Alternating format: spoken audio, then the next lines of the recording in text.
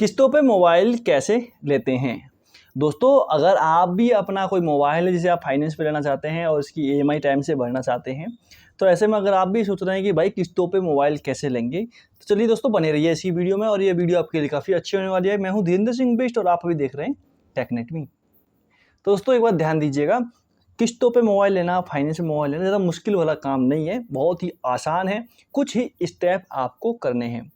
सबसे पहला स्टेप क्या है, आपकी उम्र 21 साल से ज़्यादा होनी चाहिए। अगर आप छोटे हो तो दोस्तों ध्यान दीजिए, आपके मम्मी पापा, बड़ा भाई, बड़ी बहन, किसी के भी डॉक्यूमेंट आप उसमें लगा सकते हैं।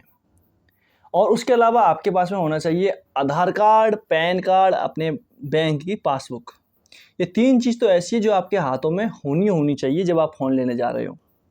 जब आप अपना फ़ोन लेने जाते हो तब आपको ये तीनों चीज़ें अपने साथ में लेके जानी है और एक एजेंट आएगा जो बजाज का होगा, एचडीबी का होगा या कोई से भी क्रेडिट कंपनी का हो सकता है, और वो एजेंट उसी दुकान पे आपको देखने को मिल जाएगा। जो भी मोबाइल आपको पसंद आता है वह मोबाइल आपको लेना है और उसी को फाइनेंस करवाना है।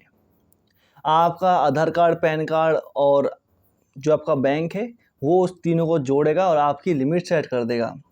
लिमिट क्या होती है कि मान के चलिए पहली बार में आपकी लिमिट कम से कम 30 से 40 हज़ार रुपये के बीच में बनती है। अगर आप पहली बार मोबाइल लेने जा रहे हो, कोई सा ही मोबाइल लेना, 20-25 हज़ार तक का मोबाइल लोगे तो उसकी लिमिट लगभग 31 से 32 हज़ार रुपये की आपको लिमिट सेट कर दी जाएगी। मतलब बजाज वाला या कोई भी क्रेडिट कंपनी या कोई भी फाइनेंस कंपनी आपको इतना पैसा दे देगी। अब देखो ये जो ईएमआई सिस्टम है, जो ये किस्त वाला सिस्टम काम कैसे करता है। हमें लगता है कि हम भाई मोबाइल ले लेंगे और टाइम से किस्त भरते रहेंगे, दुकानदार को वो किस्त जाती रहेगी। ऐसा नहीं होता है। जो फाइनेंस वाली कंपनियां हैं वो दुकानदार को इसका पेमेंट कर देंगी। मान के चलिए 25 हज़ार का फ़ोन है तो फाइनेंस कंपनियां इसका 25 हज़ार रुपया दुकानदार को कर देगी और अब हम लोग डायरेक्ट कस्टमर बन जाएंगे फाइनेंस कंपनी के, समझ गए। और हम लोग हर महीने ब्याज और कुछ चार्ज समेत में जो हमारी किस्त होती है वो भरेंगे फाइनेंस कंपनी को डायरेक्टली। तो दुकानदार से हमारा लेन देन खत्म हो जाता है, मोबाइल हमारे हाथ में। अब हम लोगों को फाइनेंस कंपनी के बारे में देखना है। और जो फाइनेंस कंपनियां हैं कितना आपसे पैसा वसूलेंगी, देखिएगा। अगर आपने फ़ोन लिया है 20 हज़ार का, 25 हज़ार का, अगर आपका फ़ोन है 20 हज़ार का फ़ोन है तो आपको लगभग इसका 30% डाउन पेमेंट देना होता है। उस डाउन पेमेंट में आपका डीएलएसआर, अप फ्रंट इंटरेस्ट और कुछ चार्जेस, कन्वीनियंस फीस 300-350 रुपये की होती है, वो लगभग 4,000 रुपये और आपकी 2 डाउन पेमेंट देखने को मिलती हैं। पहली 2 ईएमआई और कुछ ये चार्ज लगा के 4100 या 4,000 रुपये का चार्ज देखने को मिलता है। तो ये लगभग 30% के आसपास होता है। कैसा होगा, मान के चलिए आपका 20 हज़ार का आपका मोबाइल है तो 20 का 3 कितना हुआ, 6,000 रुपया। तो 6,000 रुपये या 6200 या 6500 के बीच में आपका पहला डाउन पेमेंट होगा। उसके बाद जो किस्तें बचती हैं उसकी 9 ईएमआई बन जाती हैं, या 9 या 10 ईएमआई आपकी बन जाएंगी। उस हिसाब से ये काम करती है। और उसके बाद दोस्तों जो फाइनेंस कंपनी वाले हैं ये आपके ऊपर एक तो पहले तो फाइल फीस, प्रोसेसिंग फीस अलग से ले लेंगे और आपका जो इंटरेस्ट है, अगर आप कोई ऑफर के अंतर्गत आ गए हैं तो आपका इंटरेस्ट माफ़ हो जाएगा। बाकी इंटरेस्ट को भी ये लोग नहीं छोड़ते हैं।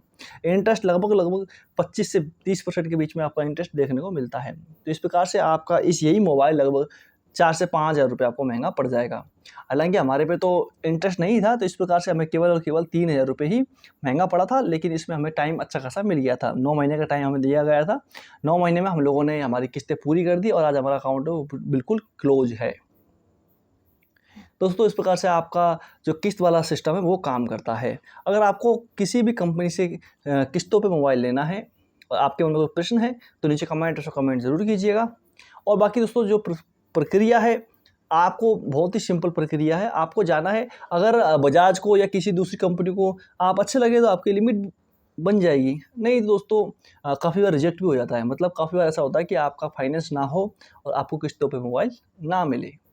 ये ज़्यादातर ऐसे व्यक्तियों के साथ में होता है जिनकी पहले कुछ ईएमआई ड्यू रह जाती है, किस्तें बाउंस हो जाती है, या मान के चलिए आपका नया पैन कार्ड है, नया आधार कार्ड है, आप नए अभी 21 साल के हुए हो, तो ऐसे में आपको फाइनेंस नहीं होगा या आपको क्रेडिट लिमिट नहीं मिलती है। या ऐसा भी हो सकता है दोस्तों, आप पहली बार में कोई लाख वाला मोबाइल ले रहे हो या पहली बार में S24 अल्ट्रा या आईफोन की तरफ जा रहे हो, तो ऐसे में भी ये फाइनेंस की प्रक्रिया आपके लिए नहीं होती है। मतलब कई बार हमें फाइनेंस में अप्रूवल नहीं मिलता है। तो ये थी कुछ जानकारी जो फाइनेंस को लेकर थी, ये किस्तों पर मोबाइल को लेकर थी। तो आशा करता हूँ कि आपको जानकारी अच्छी लगी होगी। कोई प्रॉब्लम आए तो नीचे कमेंट ज़रूर कीजिएगा।